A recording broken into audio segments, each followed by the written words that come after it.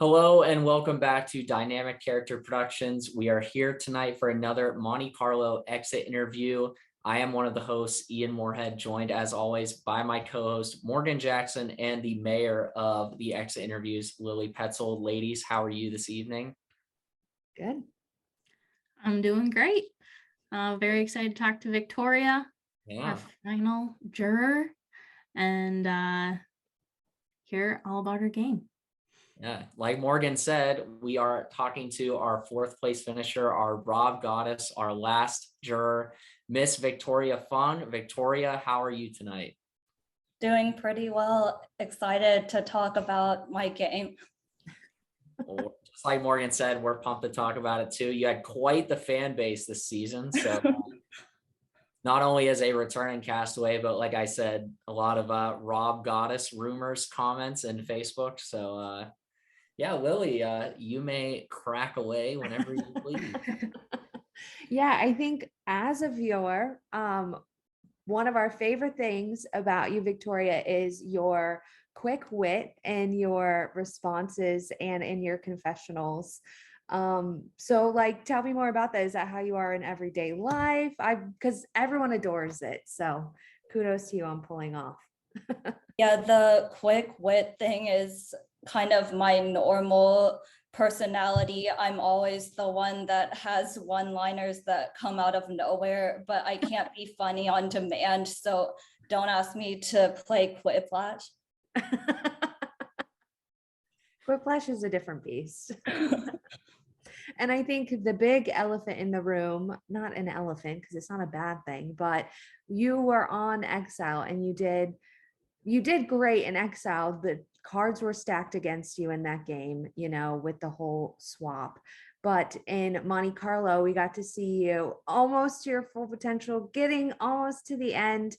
What was your plan coming into this second season to prevent what happened to you in Exile?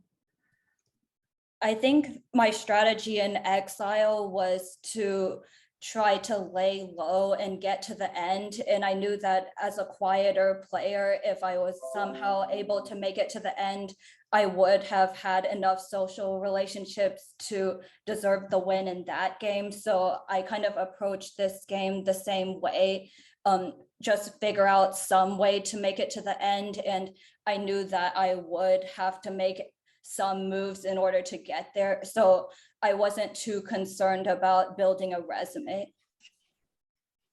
Yeah, that's good. And I think we see it at the end. Everybody that votes you out thinks or knows that they can't win against you. And I think that's a huge, kudos to your game. Do you think that there was anything you could have done to lower your threat level at that point? I know there was a lot of talk of getting McKenna out was a big move for you to give you points in the end. Was there anything you could have done maybe to have them see you as less of a threat? I don't think there's anything I could have done to lower my threat level because I think from Connor's perspective, I think multiple options were a threat at Final Four. So I think if I could do it all over again, I think I would try to vote out Connor at one of the votes that were just about survival. So either the Kyle vote or the Parker vote to kind of get rid of the problem I had, which was having someone at the end who couldn't see Jonathan's threat level. Did your relationship, or I guess your relationship with Connor and both of you being on Exile before, did that affect your game in Monte Carlo? Did you feel like you had to work with each other or the opposite of that because of that connection? I think it was kind of neutral because we were both voted out pretty early. So it wasn't like we had to stick together because we were both threats or anything. But I guess people thought we were connected potentially. But I was hoping I could get more of an emotional appeal. Like, wouldn't it be cool to have two Exile Island people at the end? But that didn't work. That probably actually did the opposite, just knowing, like seeing how Connor was towards the end. I think it probably meant something to him to be the last, like the returnee that made it to the end, at least from Exile. Like that, he probably felt that set him apart from everyone else, maybe. Backtracking just a little bit, when we were casting for this season, I did ask some people that had played Exile, who they thought deserved a second shot. And other than Michael Zucker, Victoria, you were the most popular answer. I think Lilly kind of hit it on the head, like you got kind of swap screwed.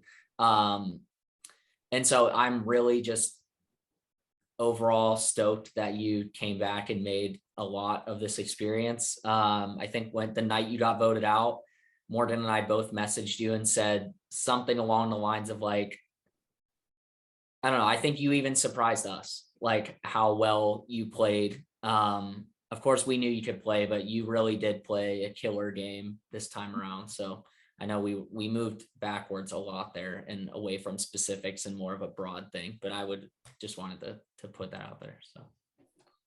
Yeah, I mean, I agree. And I think one thing I learned from Exile about you, Victoria, that I had no idea in the game, and was cool to know with you going into Monte Carlo, is like how studious you are of Survivor and orgs and how you were practicing games. And we hear you say that, and you're strategizing at that final challenge because you think you know what it is. And I think that that's a huge thing to your game, because you were able to kind of prepare for the challenges that other people weren't concerned about preparing themselves with. So I thought that was cool, knowing that you had done that in Exile and just couldn't use it yet. So yeah, I was glad that the puzzle came into play at Final 7.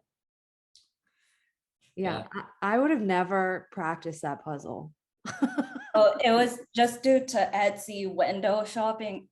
Yeah, and that puzzle was not easy to find either. Like that wasn't just like a Survivor online puzzle Google search. That was like a deep dive into attempting to find something interesting for the Castaways to do. While we're talking about challenges though, I mean, yeah, we saw it briefly actually in Exile, even though you were there for a short stint, your challenge ability. I mean, you almost won your tribe an entire challenge in Exile.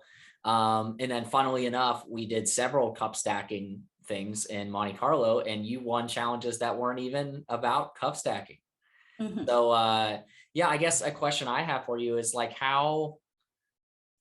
why do you think you're able to excel in lots of areas of challenges, balance, puzzles, sort of just like, I don't know, not that you excelled right away in Extreme Flip Cup, but you ended up excelling in Extreme Flip Cup. So like, what do you think is maybe a reason that you're able to excel in all or several facets of challenges?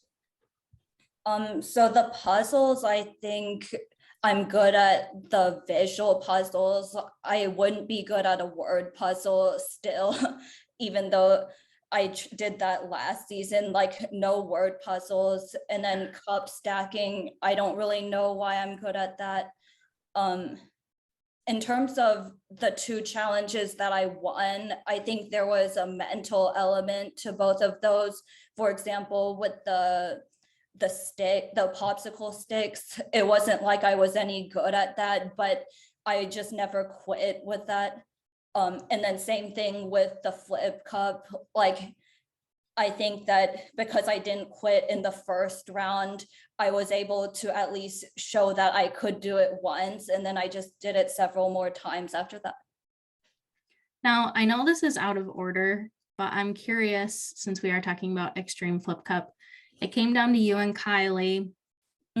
Like, if Kiley had won in that final round, do you think we still see McKenna go out? You know, if the order is the same, and then how does that change the dynamics at the final 5, do you think? So I've actually been thinking about whether I should have thrown the flip cup challenge, because I think part of the problem with my game was the final 5 was so successful for 4 votes from final 9 all the way to final 6. And because it was so successful, I never talked to the people that I was voting out, which gave them the perception that I wasn't doing anything. So I think if Kiley had won final 6, we probably would have voted out McKenna, and then at least she would have seen some evidence of my ability to lead and follow through with a vote. And then that might have gotten me some respect from her. But with the way it happened, she never saw my game. So maybe I should have thrown that challenge. Interesting. Yeah. Going off of your response to that, what do you think was one move post-merge that you really had a big part in, but people like that weren't voting with you, Kiley, Will, Mike, and the viewers might not have gotten to see? I think the final 9 going into the final 8, what happened at final 9 was there were plans to try to leave Michael, Jonathan, and Connor out of the vote. And there was going to be this new 5, which was with McKenna, Will, Kiley, and Mike. And they wanted to vote Michael to leave Jonathan and the other 2 out of the vote. And then me and McKenna were on that awkward call where we're like, we don't have the numbers, even though there's 5 people. But then because we were somehow able to force almost the whole tribe to vote Margaret in the end, it was a little bit difficult the following round. Like we really needed to bring in Connor into the 5. And I had a conversation with Jonathan and Michael, and we decided I would be the best person to try to bring Connor into the final 5. And I was trying to explain this situation that seemed almost unbelievable because I didn't have the votes to prove that Will was trying to leave him out of the vote last time. So I think that's a move that people didn't see, but I think the results were that the final 5 was successful after that. Yeah, it is interesting because I mean, I remember having that thought of when this 5 was built or joined, I don't know what the right verb is there, being like, how did Connor get involved? Like, I loved to see him involved, but it was hard because so much happens to see that connection. So Bill said it in the recap last week, and I don't think I put this idea in my head until I heard him say it, but like this season was like the season of the underdogs. Like all of the 5 people that make it to the final 5 at one point or another were an underdog in the game at some point. And like I remember when the 5 was formed, and I was like unbiased, sort of stoked that was like a group that was working together, because it was exciting to see.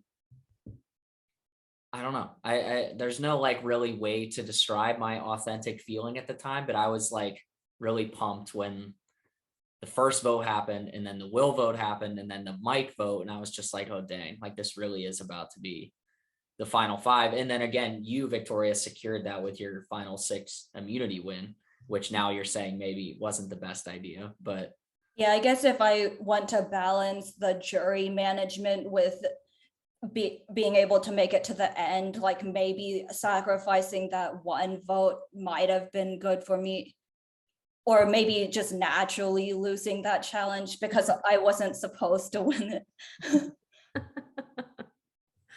I want to back up a bit. I know I've been jumping all over the place, but you've just been sparking questions in my head. The one thing I wanted to ask, because again, we talked about in your previous season, the swap was a big deal in changing your game. And we see in this tribe swap in Monte Carlo, that Margaret picks you when it's kind of a schoolyard pick to making the new tribes. And this happens with Jonathan. He picks somebody from the opposite tribe. And then this happens with Margaret. And then everybody continues to pick people from their original tribe. But I was interested to see what you thought about Margaret picking you. Do you think that it was connected to the One World phase? Did this kind of open the door to try to work with her when that tribe swap happened? Yeah, I was super happy to be picked by her, and I did want to work with her due to that. I think it was probably due to the one world relationship with the vote that didn't happen. And then I guess I was mostly just nervous because as Kyle picked McKenna and then McKenna picked Mike, I realized this whole group is coming from that vote, which means there's no person to vote out at that point. So I was feeling good after I picked Kyle and then slowly realized what the problem was. Do you think you would have picked someone else if you could go back and change, or do you think it was for the best how it kind of worked out? I think it would have been the best to just stick with the Kyle decision, because I think Margaret realized she kind of screwed herself. And if I had gone back and picked a Ken, I could have been the singular person. So I think I would have still sticked with it. And just hope that maybe we could vote out Parker or Margaret, even though I didn't want to vote them out on a personal level. I think, and after this tribe swap, you know, we kind of see before this and after your strategic relationship with Elijah. And I think you voting out Elijah is the point where I'm like, okay, Victoria is like here to play. This is a game Victoria, because we see Elijah as a viewer. I saw Elijah as like, he will ride with Victoria until the end. He will never put her name down. So I was wondering, you know, were you worried about losing that trust ride or die when you voted him out, and what kind of pushed you in that direction? I think the difficulty with Elijah was probably that we didn't work too well strategically, like back at the Micah vote. I told him not to sleep too early because I actually wanted him to get himself in a better position. And then I would always say Mike and McKenna's name together so that he would hopefully realize he can't target one of them to the other person. So I guess I realized that everyone was targeting him, and if I tried too hard to save him, I could go instead, because I'm not giving people the fear that I have an advantage. So if they're too scared of him having the advantage, they'll just vote me out because I'm trying to protect him too much. That for me, I kind of going off what Lilly said, that was the first time that I realized that you learned from last game, that you were like, because I think if this situation would have happened in Exile, you would have kind of just stuck with Elijah. Maybe that would have been like one of your few relationships on the tribe, but you had McKenna, you were talking with Mike, you were talking with Kyle. Even if it was in a group setting, they still considered you part of their group. You were as much as a part of the group as they were. So, you know, even though you were allied with Elijah, which none of them were, so another relationship that you had versus they, you were able to kind of understand like how people felt about Elijah and were willing to cut him when needed, and you did that. So yeah. How do you think things would have changed if Elijah had chosen to go to Ruken? Because he obviously wouldn't have been voted out, and we probably would have seen Parker or Margaret go. I mean, maybe you have a different thought, but I would find it hard to believe that one of the two of them doesn't go in that case. But you know, do you think that would have potentially changed the longevity of Elijah's game, or your working relationship with him? I guess with the way the game turned out, if he happened to be in the two tribes that lost, I don't think he would have survived it. But maybe if his challenge ability got him on the winning group of 4, then things would be different at the merge and we could have worked together. Interesting to just think about what ifs. While we're here talking about relationships, I am so sorry if someone asked this question on Facebook, but I don't remember seeing it. Other than your relationship with Jonathan and your relationship with McKenna, what would you say was like your next best relationship? Because I feel like we got a lot, and I know we got a lot in the episodes about your relationship with each of those two, but who would you say, even if they were voted out earlier in the game, maybe who is someone that like you felt like you had a good relationship with, or you felt like you had a lot of trust with that maybe wasn't shown as much? So there was also the Kyle and Mike relationship, and then outside of Serpone, I think Parker is probably the person I would say. I know we had that freaks and geeks thing that kind of failed, but it worked out for me because in the vote that didn't happen, because I tried my best with this freaks and geeks thing, it gave me an instant conversation with Parker, and then we brought in Kyle into that initial group chat.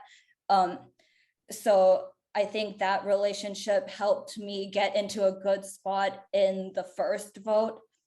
And then I think if things went differently at final 10, maybe I would have worked with him more. But I think that was another relationship.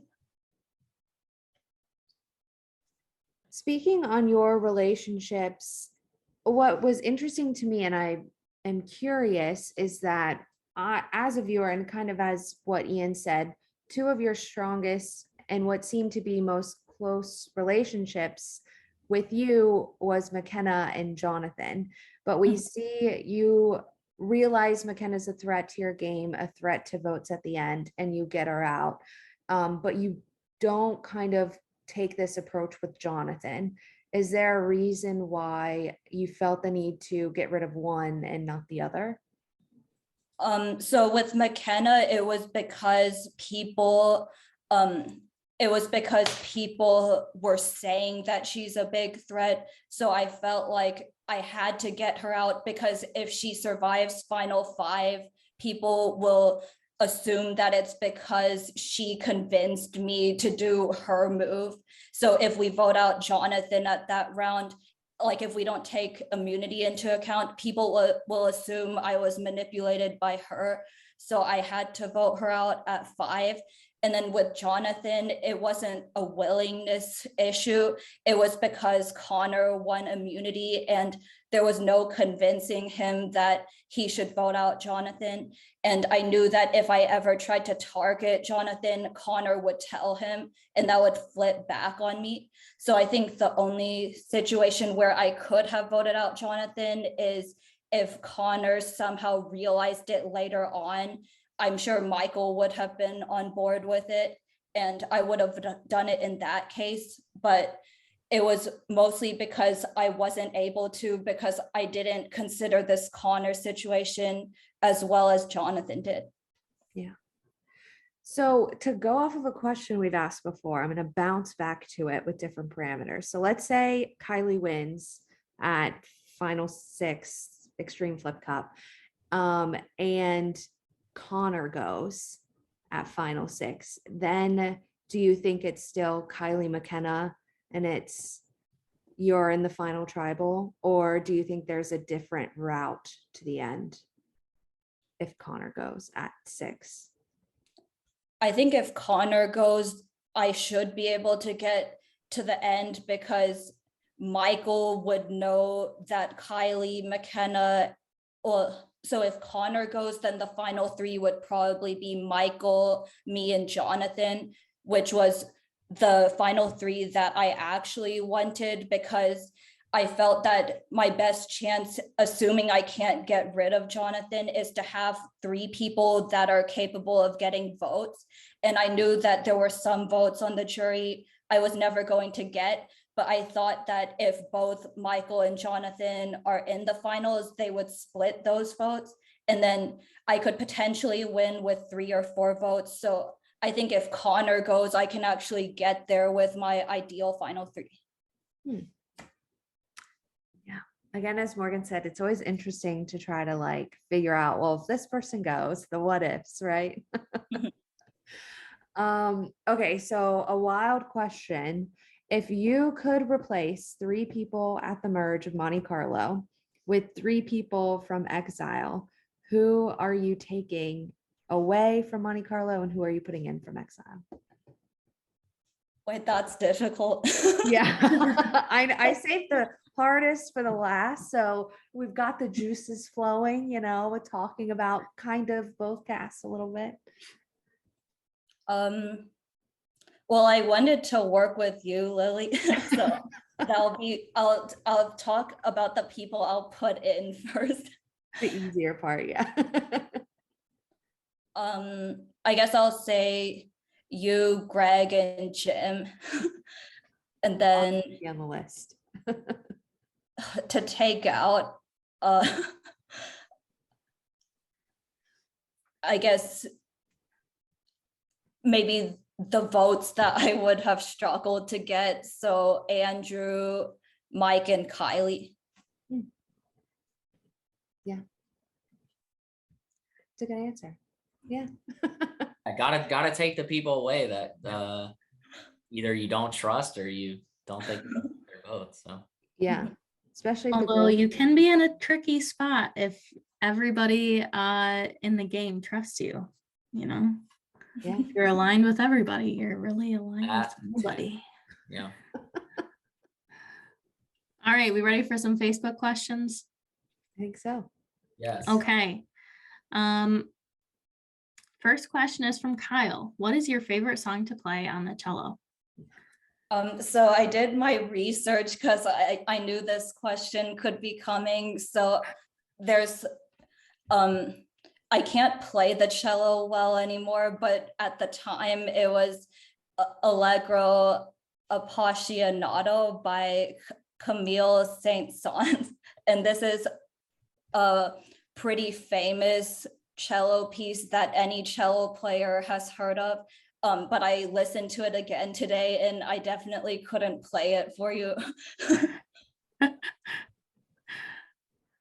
Well, I'm sure it's a beautiful song, but I can't say that I know it. I was gonna say it's All not right. easy. Next question is from Jay Milligan. Victoria Queen obsessed. It was so much fun watching you get redemption. You did amazing in the game and proved yourself from the last time. I loved watching you play again. I also enjoyed hosting you. What did you do to improve so much from Exile? So I guess this is kind of related to John's question, so I could answer the rest of it when we get there, but I think an extra year of life experience from that game to this game has helped. I think dealing with just social politics in real life, I'm actually an expert at that, and I was able to apply that to this game. So the way I played this game is very similar to how I am in real life. Because in this game, I don't think I really backstabbed anyone. I just figured out they weren't with me and voted them out. So that's kind of how I would operate normally. And then I think the second thing was just knowing what the time commitment was. Last time I wasn't brought into the early conversations, so I never figured out the time commitment, which was a problem for me. But this time I was initiating a lot more conversations. And I think I'm able to bring people in a non-overbearing way. So I think that helped a lot. All right, next question is from Bill. Hashtag my rocks queen. I know you're an incredibly loyal player, but did you ever think at all about cutting Jonathan? If you watched my last recap, you know my feelings on that. Could what happened make you think about changing things up and considering cutting your closest ally in the end game next time you play? And because it can't be said enough, congrats on taking charge after your Exile experience. It was hella fun watching you play. Yeah, so I kind of answered this. It really was because of Connor not being able to see the threat that Jonathan was. I think now that I know that I would vote out Connor earlier when no one's suspicious of that, because I think if I tried to vote out Connor at 6 or 5, people are wondering what I'm trying to do. So I think I would have to vote him out at one of the crazier rounds where everybody wants to survive. But I don't really see I don't really see where I could have voted out Jonathan, because I felt like I was super underestimated on the jury, and everybody that was voted out, McKenna or prior, I probably would have lost to them also, or I would have been an underdog to win against them. So I think Jonathan was the last person I needed to get rid of. And I just couldn't do it because I let the wrong people into the final 4. I wonder though what, if even with you having immunity at 6, if you had gotten people to, do you think anybody would have even entertained the idea of voting out Jonathan at 6 or no? I think it was because he was playing such a good game, like Kiley wouldn't have gone for it. And then if the only reason why I know Jonathan's threat level is because I'm working with him. But then if I reveal Jonathan's threat level, then I'm also revealing that I'm playing a shady game. And then it's like, who's the bigger threat at that point? I've been thinking about this since we started the interview. I feel like, Victoria, at 6, had you had immunity, you could have proposed Jonathan. I mean, nothing can come back on you. Even if Jonathan gets mad, you're safe at the next vote anyway, because you have your idol. And then at least you're at 4 and you have a shot. I mean, because I think Kiley would have voted anybody, not her. So there's still a chance, even though she feels like Jonathan is her ally, sort of. McKenna might have, you probably could have, because you were close with McKenna too, you probably could have explained that. But again, you're safe for the next 2 rounds. I don't know. I mean, who knows what people were actually thinking at the time. You had an idea about Jonathan's threat level and still didn't even try to pull the trigger until 4. So who knows if people would have wanted to do it at 6, but yeah. And then with McKenna, I'm not like, if I reveal this whole situation with Jonathan, I'm not sure if she wants to vote me out because I'm the other person that's close with Jonathan, or if she wants to vote him out because he's been playing 2 people. So I always felt like I would be revealing my own game if I revealed his. I did consider the idea of pretending that I would play the idol on him at 5 and then not doing it. But then if the votes never go on to him, then it's going to be bad for me again. So I think it was just hard to get a majority of the tribe to agree on that, I think. Yeah. All right, let's move on to our next question, which is from Margaret. Victoria, love you and can't wait to hopefully see you soon. Here's my game question. What do you think happens where the Texas trio of OG Ruken is you with Parker and Kiley? And my fun question is, what are the top 3 board games of all time? Whoa. So the Texas Alliance, I actually wanted to do it for real. And it would have been all 4 of us. It would have been a horrible idea, but I would have done it because it's kind of hard to be in an alliance where you have to get rid of them at some point. But I would have done it because I'm still loyal to Texas. And then the top 3 board games, I have to go with backgammon because it's the one that I spend the most time on. And then I would say Wingspan, which is a game that kind of bridges the gap between casual and more hobby board gamers. So I would feel comfortable introducing it to people. And it just looks pretty, which is a good way to attract people. And then the last one is Search for Planet X, which is a logical deduction game. And I highly prefer this to social deduction because you don't have to lie with speaking, but you're actually lying with the actions that you're taking. So those would be the 3 games. Never played any of them. Yeah, me neither. Well, I've played backgammon, but I don't remember how to play. All right. Next question is from Elijah. It's board game night in Monte Carlo. What 5 castaways would you bring with you? And what 3 to 5 board games would they play? Okay, so I'll invite 5 people to this.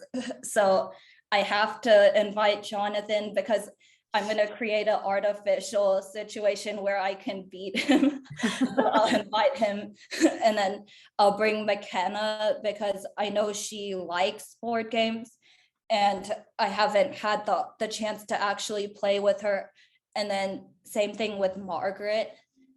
We talked about board games during the game. So yeah, we talked about board games during the game. And then Shea, I talked to him about board games like pretty much the entire time he was in the game.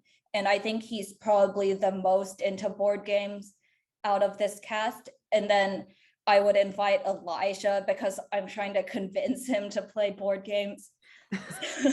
So the games that I would pick Ink and Gold, which is kind of a party game, and it's kind of like Survivor where you're trying to read what people are doing and there's a bluffing element to it. So that game, and then there's a game called Go Nuts for Donuts, which is similar where you're also trying to read what other people do. It's basically like there's a certain number of donuts that are in front of you and you put up a number for the donut that you want. And then if only one person wants the donut, they'll get it. But if multiple people want it, then no one gets it. So it's kind of like trying to read people and it'll make you hungry. And then the Search for Planet X, which I already mentioned. And then the last game is called The Crew, which is a cooperative trick-taking game. This game requires cooperation, but you can't have anyone who's way too smart or not smart enough. So I think this group is good for that game also. That if you weren't invited, it's because you were too smart or not smart enough. Take that with what you will. All right. Next question is from McKenna. Victoria, I'm so thankful to have been able to play this game with you and make a real friend outside of it. First, my game-related question. Was there any scenario in which you and I sit together at Final Tribal? What is it? Second, my non-game related question. What's your favorite meal to make in Overcooked? So the first question, I don't think I could have brought her to the end on purpose, just with the way people were talking about us and how she was the stronger of the pair. So I don't think I could have brought her to the end on purpose. But one risk I could have taken was if we don't have immunity, if we don't consider that at 5, to try to vote out Jonathan at that point. And then McKenna's objectively the biggest threat at 4. And then the situation where we would both be at the end is if she wins immunity at 4, but that would have been a huge risk and it would have been really bad if it didn't pay off. And then your Overcooked meal. So after this question was posted, I started driving the bus around to try to figure out what my favorite level was. So my favorite levels from the main game are 3-1 and 3-3, which are both pizza levels, and there's no way for anyone to fall off. So I like that. And then from the expansions, I like the easiest s'mores level, hot chocolate, and smoothie levels. All good ones. having played Overcooked and played Overcooked with Victoria, all good ones. All right. Victoria, you alluded to this question earlier. It is from John. So do you have more to add from his question? He is also asking the difference between your Exile game and your Monte Carlo game. I think this game is the game that I hope to play in that game. So I didn't make any changes. I was just able to get over the initial hump. But besides my general social game in that game, I think one problem I had was I just assumed that if I felt good about people, that they also had me highly ranked on their list, which wasn't the case, particularly with Greg last season. So this season, I really didn't give people my loyalty until they showed it to me first. And that's kind of how I treated every relationship. But I was open to working with anybody who wanted to work with me. So I think having a good level of skepticism was what helped me get through the beginning part of the game. He also said, how are we so lucky to have someone as awesome as you in 2 seasons? So I should add that. All right. Even though you picked Jim Bunce over him in last year's schoolyard pick, that's how awesome you are. He still said that, even though you picked. And then you picked him to play. Yeah. I just realized the problem. Oh, John. All right, next question is from Micah. Victoria, great game. You played well. No, amazingly, and I'm jealous. I hope I can come back and play as well as you did, being able to read people and steps ahead of others. My question for you is, at my vote out, you said that you've wanted to get me out right away, and it was finally happening. Why did you want to target me right off the bat? So in that tribe, the first confessional I had was I was saying that I was most loyal to the group with Kyle, Jonathan, and Elisha from Freaks and Geeks. And then right after this conversation, I talked to Kyle and he says he wants to go with the Mike group. And so the only way, but I guess I didn't fully want to go with the Mike group and vote out Jonathan or Elisha, because those were the two I felt the best with from the whole tribe. So I felt like Micah was the only option for me to hide the relationship from both sides, because I don't think at that point that either Jonathan or Elisha knew my connections with Mike and McKenna and Kyle. So this was the best way for me to hide that relationship. And I think the initial vote was for Elisha, which I was committed to.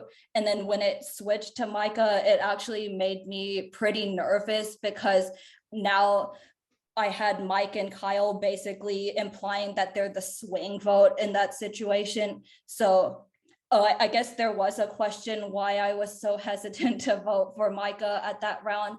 And the reason was because I realized I was at the bottom of the 4 with Mike, Kyle, and McKenna, because it was clear they had already discussed changing the vote from Elisha to Micah without me. And then they were just informing me about it. So I was aware that I was at the bottom of that group. And then plus the fact that they were saying they were lying to Micah, that made me nervous, because they could also just be lying to me.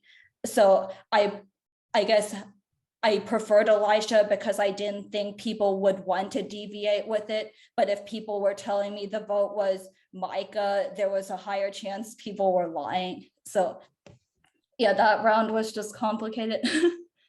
And I kind of get it mixed up, but I think that was the round that your name was out there as well, right?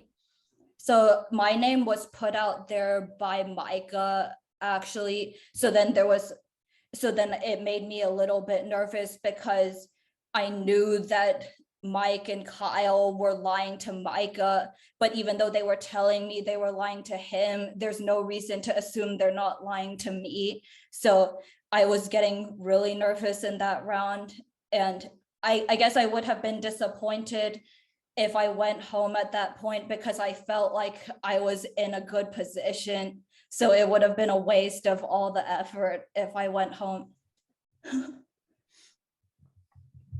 While I'm thinking about it, I remember last year when we did your exit interview from Exile, you talked about how you would not want to have an idol in your possession because you would be afraid that you would misuse it.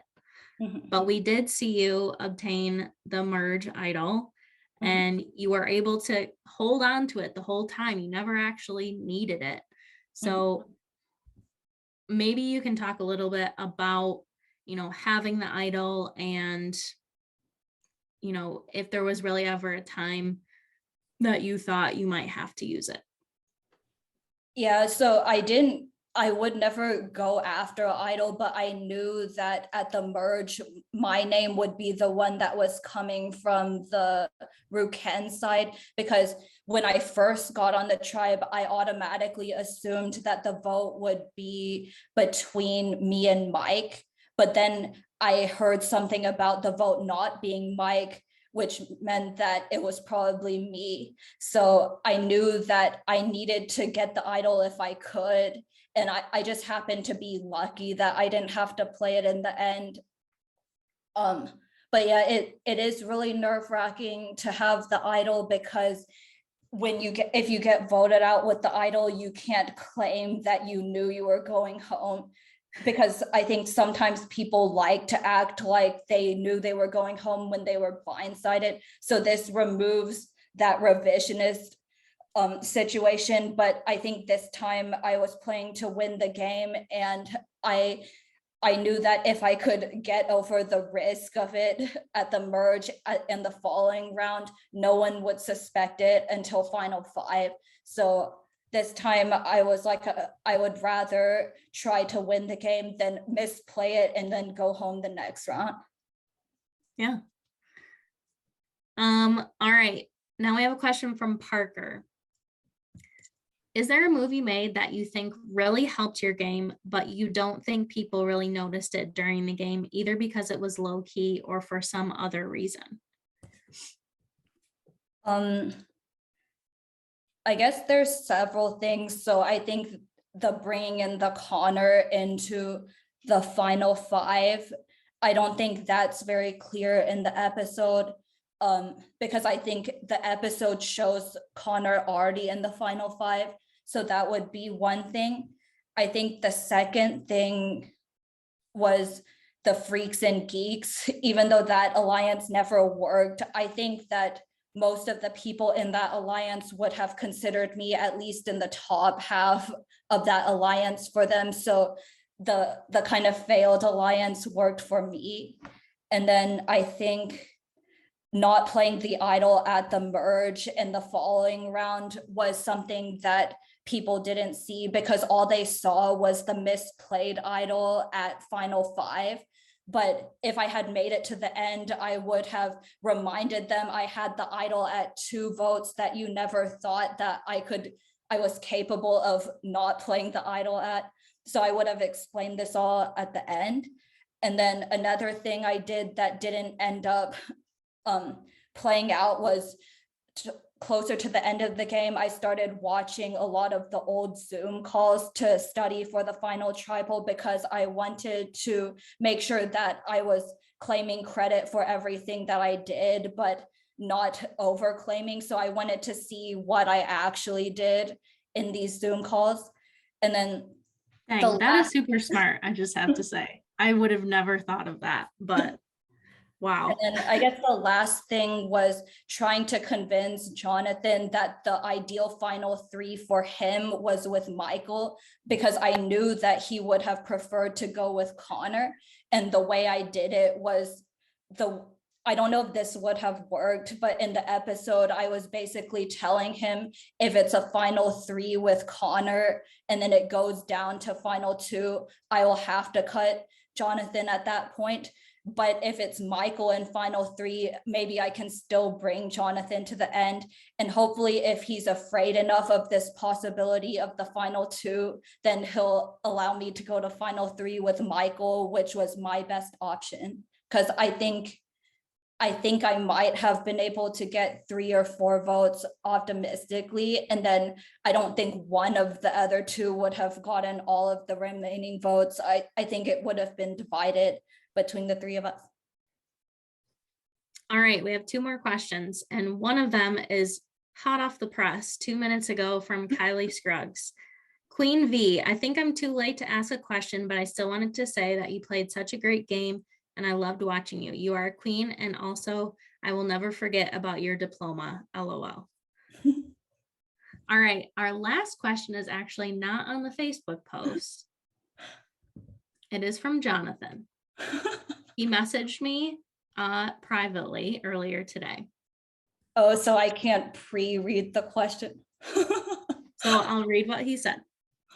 Queen V, I never would have imagined finding someone who I get along with so well in this game. I couldn't have made it as far as I did without you. I truly hope you absorb all the praises of those who have watched your journey through this game, as they are all well deserved. You are such a positive impact on my life, and I deeply value our friendship. Now, I was trying to find the hardest question to ask you when I realized it's not so much the question as it is how it's asked. You love preparing, so I thought I'd throw you these 2 sneaky ones that you had no idea were coming. My questions are, what are your top 3 favorite desserts? And pick a Monte Carlo cast member you would like to eat each of them with, and please explain your decision.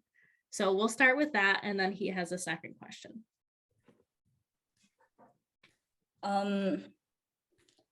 So bubble tea, I would try to drink this with Kyle because I think he's a coffee person, and I want to convince him to drink bubble tea once. So if I bring him there, like, who's gonna refuse a free drink?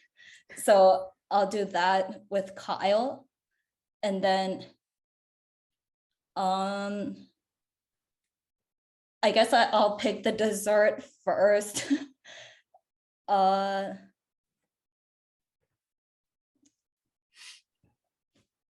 What kinds of desserts are there? Cake. Brownies, Cookies, ice cream, pie. pie, cheesecake. I guess I could have hot chocolate with Jonathan in honor of these overcooked waffles because it's cold where he is. And then last dessert, I feel like you have to pick another drink now since you're and then I favorite can drinks. I can go to McDonald's with Parker. And get a chocolate shake. I'm more of a McFlurry person. I hope that ice cream machine is not broken. Oh, I already found the one that's working. All right. Now for Jonathan's second question. My game question would be, if you were at the end instead of me with Michael and Connor and won the power to reshuffle the jury deck, which 8 members of the entire cast would you hand pick to make up the jury? So the final 3 would be Connor and Michael. And you. And yeah. you. Yep. And you get to pick what 8 people from the other 14 that get to be on the jury. I think I would have Jonathan, 1, McKenna, Kyle, Elijah, and then Parker, Margaret, and then is that 6? Yep. And then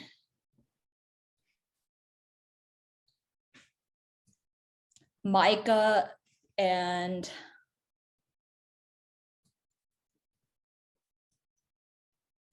I think Shea. That's 8. Nice. Well, thank you to everybody for your questions. And I love Jonathan's sneaky questions, knowing Victoria very well. Wanted to throw her a curveball, but I will turn it back over to Lilly. Yes. So we like to end our exit interviews with the same similar question. So I'll throw you mine. If you could sum up your game in one word, what would it be and why? Oh, so this one I've been preparing since I was voted out. But I wanted to do a play on my name, but Victoria's isn't going to work. So I'm going to go with secretive. I think my game was pretty secretive. Like, a lot of people didn't know what I was doing, which was an advantage and a disadvantage. But I think even people I was close to, like, maybe there were some things about me that would still surprise them.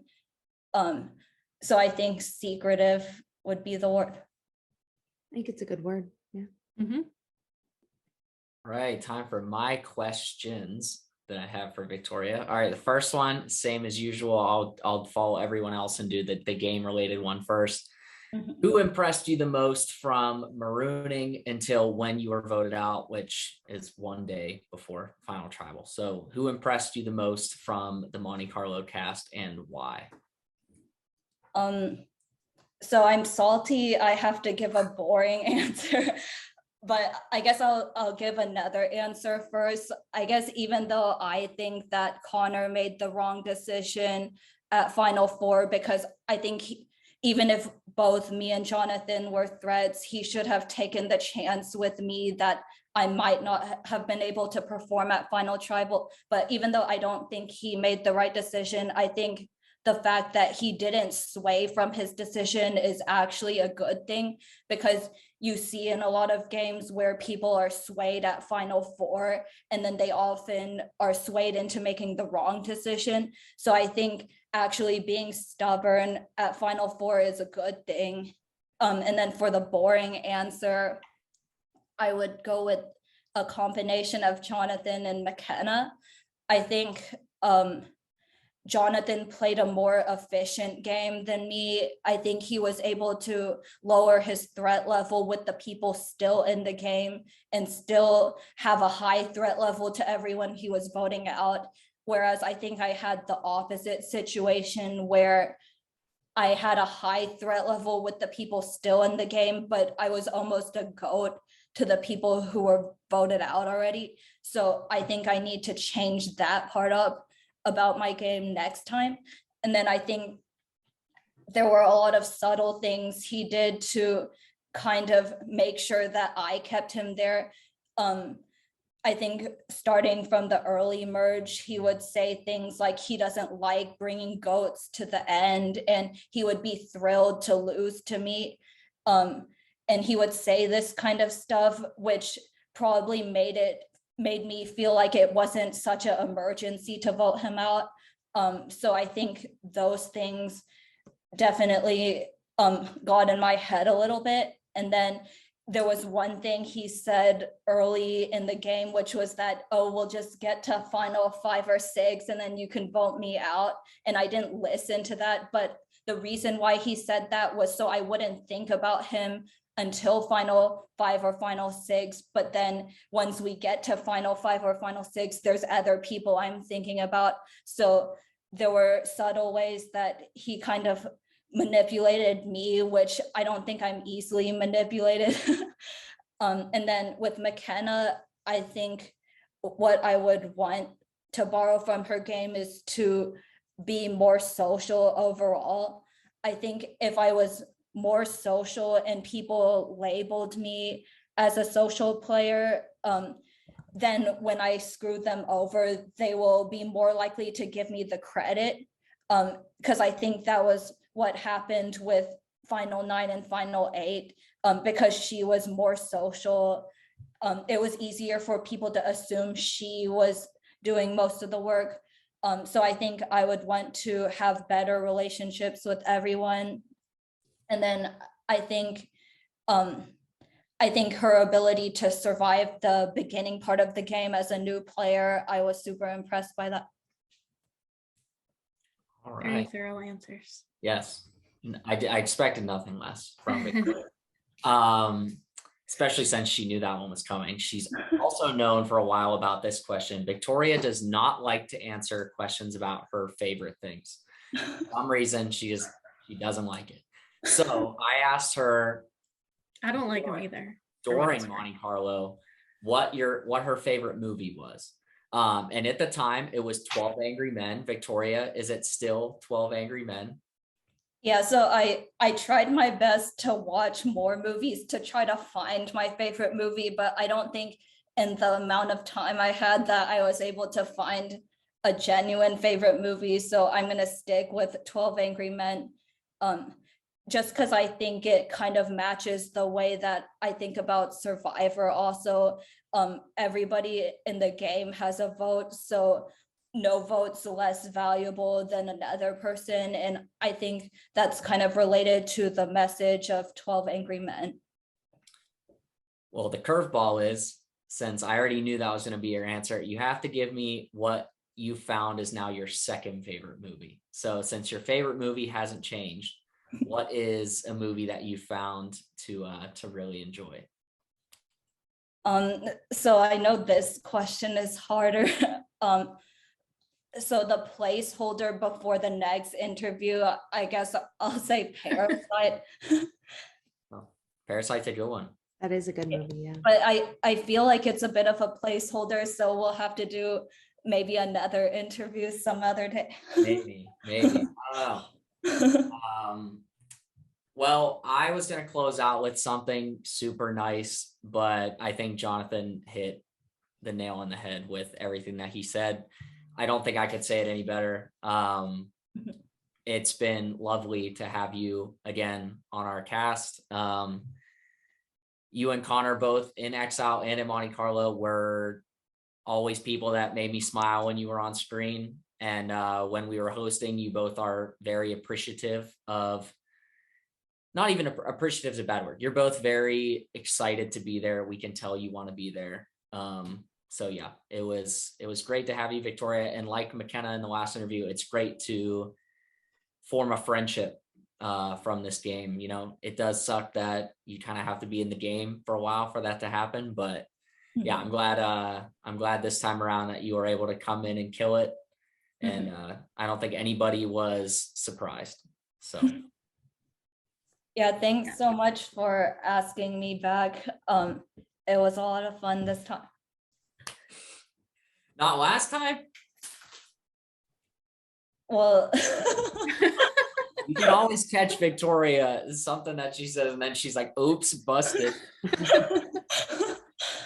well, I do think, like, I guess when you're voted out early, I guess it's kind of a symptom of not having good social relationships. So I think that would correlate with maybe less fun also. That makes sense. That's fair. That's a good point. I do want to say, I don't know if I said this to you after the game. If there was never a tribe swap, I would have stuck with you over Glam in Exile, because I thought I was dead in the water with them. So you just didn't have the time on Exile. I think you would have played just as good as a game if you hadn't gotten tribe swap screwed. Whoa. I have not heard that take before. So. I haven't heard that. Yeah. Wow. I do think the one world phase helps quieter players, I think, because when it starts on two tribes, people are going to know that they should try to get into some kind of group of 5 out of the 8. And then that's usually based off of first impressions and appearances. So I think if that happens right off the bat and you're not included in the 5, it's hard to get into the majority. But I think because it was free for all, I was able to make more relationships than I expected. That's fair. You definitely took advantage of the one world part of the game. And you know, I was in all of your conversations, and I definitely could tell that you were taking more initiative with reaching out, making those connections, even just like taking the first step of like initiating contact with somebody. That goes a long way. And just saying what everybody said, but I want to say it too. It was awesome to watch you play this game. Even though you didn't make it to the end, like, you played an amazing game and you should be very proud of yourself. And I love hearing you talk about the game, just how you analyze everything and think through everything so much. It's a lot of fun. So thank you for joining us tonight. All right. Victoria, Morgan, Lily, anything else you'd like to add before we peace out? No. Okay. Well, I have something I'd like to add. It's finale week, bitches. And we have one more episode, a reunion, and our exit interviews with our final three, plus our final recap. And Monte Carlo is closed for good. So I hope you've been following along, and I hope you are ready for the final three episode on Monday and to find out our winner on Tuesday.